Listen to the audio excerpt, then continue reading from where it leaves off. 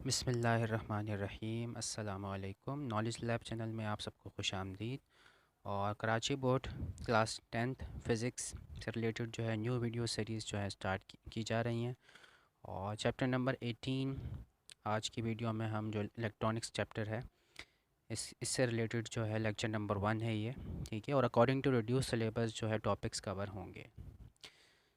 तो चलिए सबसे पहले तो आपको मैं बता दूँ ये रिड्यूस सिलेबस, ठीक है। चैप्टर नंबर 18 इलेक्ट्रॉनिक्स, इसमें सिर्फ दो टॉपिक्स जो हैं इंक्लूड हैं, N type and P type substances and P N junction diode. कुछ डेफिनेशंस वगैरह भी हैं, तो चलिए आगाज़ करते हैं। तो चैप्टर नंबर 18 है और इलेक्ट्रॉनिक्स चैप्टर का नाम है। और इलेक्ट्रॉनिक्स की जो डेफिनेशन है, ब्रांच है ये फ़िज़िक्स की, इसकी डेफिनेशन आपको मिल जाएगी स्टार्टिंग में, बिल्कुल बुक पेज नंबर 395 है, चैप्टर का बिल्कुल फर्स्ट पेज है, ठीक है। इंट्रोडक्शन में आपको ये मिल जाएगी। इसके अलावा समरी में भी जो है इसकी डेफिनेशन मौजूद है। लास्ट में जो चैप्टर में समरी होती है उसमें जो फर्स्ट पॉइंट है वो इलेक्ट्रॉनिक्स की डेफिनेशन जो है वहाँ पे लिखी हुई है, सेम है जो यहाँ पे मैं बताऊँगा वही वहाँ पर भी लिखा हुआ है। तो electronics is a branch of physics which deals with the development of electron emitting devices and their utilization and controlling of electron flow in electrical circuits designed for various purposes। Electronics जो एक branch है physics की जिसमें हम electron की जो motion है किसी सर्किट के अंदर उसको किस तरह से कंट्रोल किया जाए अपनी डिज़ायर के मुताबिक, यानी जो काम हम लेना चाह रहे हैं by controlling amount of current, तो उसके लिए हमें ज़रूरी है कि इलेक्ट्रॉन फ़्लो जो है वहाँ पे उसको कंट्रोल करना पड़ेगा, यानी कि इलेक्ट्रॉन का जो फ़्लो है वही करंट कहलाता है। तो करंट का जो फ़्लो है वो हमें अपनी डिज़ायर के मुताबिक, ताकि हम अपनी मर्ज़ी का काम उससे ले सकें। तो ये सारी चीज़ें जो स्टडी की जाती हैं किसमें, इलेक्ट्रॉनिक्स के अंदर, ठीक है। अब देखें development of electron emitting devices. Electron emitting devices कौन कौन सी हैं, देखें सीआरटी मॉनिटर आपने देखा है, आपने टेलीविज़न जो है देखा होगा। अब तो खैर इतने ज़्यादा यूज़ नहीं होते हैं मॉनिटर्स भी, जो है वो एलसीडीज़ ने जो है उनकी जगह ले ली है। तो इलेक्ट्रॉन इमिटिंग डिवाइसेस ऐसे डिवाइसेस हैं जिनमें इलेक्ट्रॉन इमिशन हो रहा हो, ठीक है, इलेक्ट्रॉन इमिशन हो रहा हो, वो कहलाती हैं इलेक्ट्रॉन इमिटिंग डिवाइसेस। तो इनकी डेवलपमेंट इलेक्ट्रॉनिक्स जो है इसका पार्ट है, इलेक्ट्रॉनिक्स का ही पार्ट है ये भी। इसके अलावा इनकी यूटिलाइजेशन, कहाँ इनको इस्तेमाल करना है, इलेक्ट्रॉन का फ़्लो किस तरह से कंट्रोल करना है किसी सर्किट के अंदर, तो ये सारी चीज़ें जो है स्टडी की जाती हैं ब्रांच ऑफ फिज़िक्स में जिसका नाम है इलेक्ट्रॉनिक्स, ठीक। अब चलते हैं नेक्स्ट टॉपिक की तरफ। नेक्स्ट टॉपिक देखें, वैसे तो जो मेन हेडिंग है आपकी बुक के अंदर, जो मैंने आपको बताया कि रिड्यूस सिलेबस के मुताबिक एन टाइप और पी टाइप सब्सटेंस है। अब एन टाइप और पी टाइप सब्सटेंस समझने से पहले आपको पता होना चाहिए कि व्हाट इज़ अ सेमीकंडक्टर, क्योंकि सेमीकंडक्टर से ही जो है वो N type P type substance बनते हैं डोपिंग के ज़रिए से, ठीक है। तो पहले हम समझ लेते हैं व्हाट इज़ अ सेमीकंडक्टर। तो सेमीकंडक्टर जो है इज़ अ मटीरियल, नाम से ही पता चल रहा है, देखिए सेमी का मतलब होता है हाफ, कंडक्टर ऐसा मटेरियल जो जिसमें इलेक्ट्रॉन का जो फ़्लो है वो इजीली हो सके, जिसमें इलेक्ट्रिक करंट इजीली पास हो जाए, वो कंडक्टर कहलाते हैं। मेटल्स जो होती हैं या मेटल्स आर गुड कंडक्टर्स।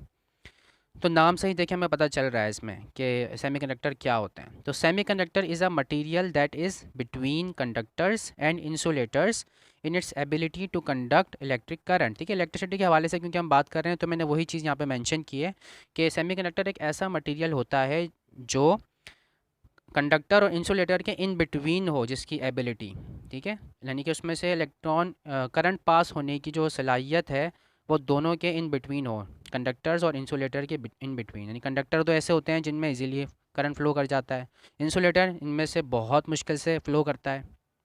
तो सेमीकंडक्टर एक ऐसा मटेरियल है जिसमें से जो है वो, ना हम ये कह सकते हैं कि बिल्कुल ही करंट फ्लो नहीं करेगा, ना हम ये कह सकते हैं कि जो है वो इजीली करंट फ्लो कर जाएगा। यानी कि इसकी प्रॉपर्टीज़ हम कंट्रोल कर सकते हैं by using a technique which is called doping. तो डोपिंग के ज़रिए से जो हम इसकी जो प्रॉपर्टीज़ उनको चेंज कर सकते हैं। डोपिंग के बारे में हम डिटेल में अगले लेक्चर में जो हम डिस्कस करेंगे, तो फिलहाल मैं अभी आपको सेमीकंडक्टर समझा रहा हूँ। तो चलिए अब आगे चलते हैं। देखिए सेमीकंडक्टर जो है वो एलिमेंटल फॉर्म में भी हो सकता है, सिंगल एलिमेंट, और सेमीकंडक्टर जो है वो कंपाउंड की फॉर्म में भी हो सकते हैं, ठीक है।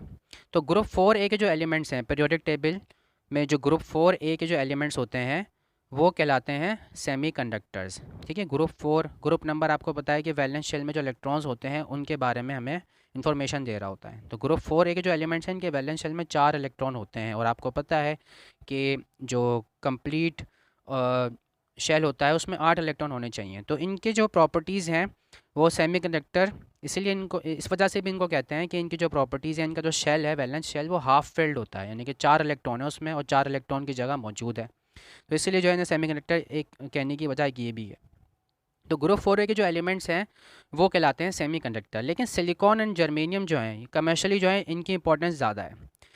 सिलिकॉन क्यों बहुत ज़्यादा अबंडेंट फॉर्म में है, यानी कि बहुत ज़्यादा कसीर तादाद में मिकदार में मौजूद है, अर्थ पर इजीली अवेलेबल होता है, तो एक ये वजह है कमर्शली इसकी इम्पोर्टेंस की। और इसके अलावा जर्मेनियम भी जो है वो यूज़ होता है, कमर्शियल इंपॉर्टेंस इसकी भी एक बहुत ज़्यादा है। ठीक है, कंपाउंड फॉर्म में जो आपको मिल जाएंगे उनकी एग्जांपल्स है गैलियम आर्सेनाइड, वैसे तो काफ़ी सारे हैं, मैंने कुछ एग्जांपल्स यहाँ पे इंक्लूड किए हैं। Gallium arsenide, gallium phosphide, indium arsenide और इंडियम फॉस्फाइड। तो ये जो कंपाउंड्स हैं ये सेमीकंडक्टर प्रॉपर्टीज़ होती हैं इनकी, यानी कि ना ही ये बहुत ज़्यादा इजीली जो है इलेक्ट्रिक करंट को अपने अंदर से पास होने देंगे और ना ही जो है बहुत ज़्यादा हिंड्रेंस परफॉर्म करेंगे। ठीक है, और टेम्परेचर पे भी डिपेंड करती हैं इनकी properties.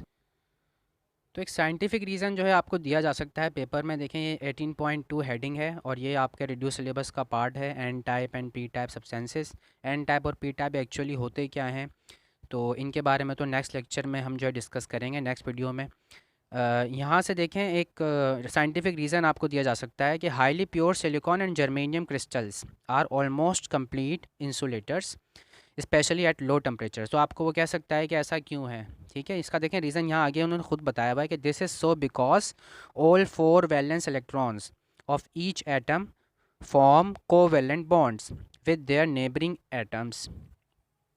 Since these electrons are tightly held in covalent bonds, there are no really free electrons to form an electric current on the application of a potential difference. देखें हाईली प्योर सिलिकॉन, यानी कि silicon अगर pure form में है या germanium pure form में है, तो अगर इनकी क्रिस्टल्स बनी हुई, क्रिस्टल्स फॉर्म में होते हैं, क्रिस्टलाइन फॉर्म में होते हैं, क्रिस्टलाइन सॉलिड्स हैं ये क्रिस्टल की फॉर्म में पाए जाते हैं, तो ये कम्प्लीटली इंसुलेटर की तरह वो कह रहे हैं कि बिहेव करते हैं। कब? जब टेम्परेचर कैसा हो, लो टेम्परेचर हो, कम टेम्परेचर हो। कम टेम्परेचर पर जो है वो सिलिकॉन और जर्मेनियम जो है वो एज आ इंसुलेटर बिहेव कर रहे होते हैं। और जैसे जैसे टेम्परेचर बढ़ाया जाता है तो इनकी जो प्रॉपर्टीज़ हैं वो कंडक्टिंग प्रॉपर्टीज़ बन जाती हैं। ठीक है, टेम्परेचर डिपेंडेंट होती है इनकी प्रॉपर्टी। अब इसका रीज़न अगर आपसे उन्होंने पूछ लिया तो आप क्या बताएंगे? ठीक है, तो this is so because all 4 valence electrons of each atom. देखिए मैंने आपको बताया था कि ग्रुप 4 एक एलिमेंट्स होते हैं और इनके जो वैलेंस शेल में 4 इलेक्ट्रॉन होते हैं।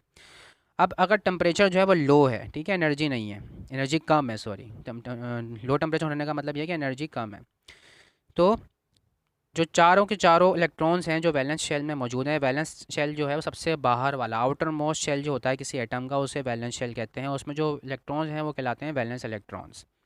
तो हर एटम के जो वैलेंस इलेक्ट्रॉन्स हैं वो क्या करेंगे, बॉन्डिंग करेंगे क्रिस्टल के अंदर। और किस तरह की बॉन्डिंग करेंगे? कोवैलेंट बॉन्डिंग करेंगे। जब बॉन्डिंग हो जाएगी, देखो बॉन्ड होने का मतलब ही ये कि रिलेशनशिप बन गया, कोवैलेंट जो है वो बॉन्ड हो गया, इलेक्ट्रॉन जो है वो फ्री नहीं है अब यहाँ पर। ठीक है, कंडक्शन जो है उसके लिए फ्री इलेक्ट्रॉन का होना ज़रूरी है। लेकिन अगर बॉन्डिंग हो जाएगी, कंप्लीट बॉन्डिंग हो जाएगी नेबरिंग एटम के साथ, यानी कि जो आसपास उसके एटम मौजूद हैं, एक एटम के इर्द गिर्द जो दूसरे एटम मौजूद हैं उनके साथ वो बॉन्डिंग कर लेगा और चारों के चारों जो इलेक्ट्रॉन्स हैं उनसे वो 4 कोवेलेंट बॉन्ड बना लेगा, सिंगल कोवेलेंट बॉन्ड बना लेगा 4। ठीक है, तो कोई भी इलेक्ट्रॉन फ्री नहीं होगा। ठीक, और टेम्परेचर कैसा है? लो है। लो टेम्परेचर पर यानी कि बॉन्ड ब्रेक करने के लिए हमें एनर्जी चाहिए होगी, यानी कि टेम्परेचर अगर हम हाई कर दें और कोई बॉन्ड ब्रेक हो जाए तो इलेक्ट्रॉन्स हमारे पास जो है वो कैसे हो जाएंगे? फ्री हो जाएंगे, यानी कि वो कंडक्शन में फिर यूज़ हो सकते हैं। तो उन्होंने पूछा है हमसे लो टेम्परेचर के बारे में। तो लो टेम्परेचर अगर है तो बॉन्ड एनर्जी जो है वो आपको प्रोवाइड करना पड़ती है बॉन्ड तोड़ने के लिए, जबकि यहाँ पे सारे के सारे जो इलेक्ट्रॉन्स हैं, 4 इलेक्ट्रॉन्स, वो चारों के चारों उन्होंने बॉन्ड फॉर्म किया हुआ है, तो इसीलिए जो है वो फ्री नहीं है। तो जब उन पर हम पोटेंशियल डिफरेंस अप्लाई करेंगे, वोल्टेज देंगे उनको, तो वो फ्री नहीं है, क्योंकि तो वो मूव नहीं करेंगे। तो इसीलिए जो है वो जो बिहेवियर होगा इनका, सेमीकंडक्टर का, सिलिकॉन का, जर्मेनियम का, तो वो एज एन इंसुलेटर बिहेव करेंगे, यानी इनमें से इलेक्ट्रिक करंट पास नहीं होगा। ठीक है, तो ये जो है इसका साइंटिफिक रीज़न है। Thank you so much. आज की वीडियो में इतना ही, शॉर्ट वीडियो मैंने बनाई थी ये। बाकी जो और टॉपिक्स हैं उनको हम कवर करेंगे बाद में, ठीक है। उसके लिए मैं मज़ीद लेक्चर जो हैं वो अपलोड करूँगा। तो अपनी राय से हमें ज़रूर आगाह करें, लाइक करें, शेयर करें, कमेंट करें, ताकि ज़्यादा से ज़्यादा लोग जो हैं इससे फ़ायदा उठा सकें शेयरिंग के ज़रिए आपके। तो थैंक यू सो मच। अल्लाह हाफ़िज़।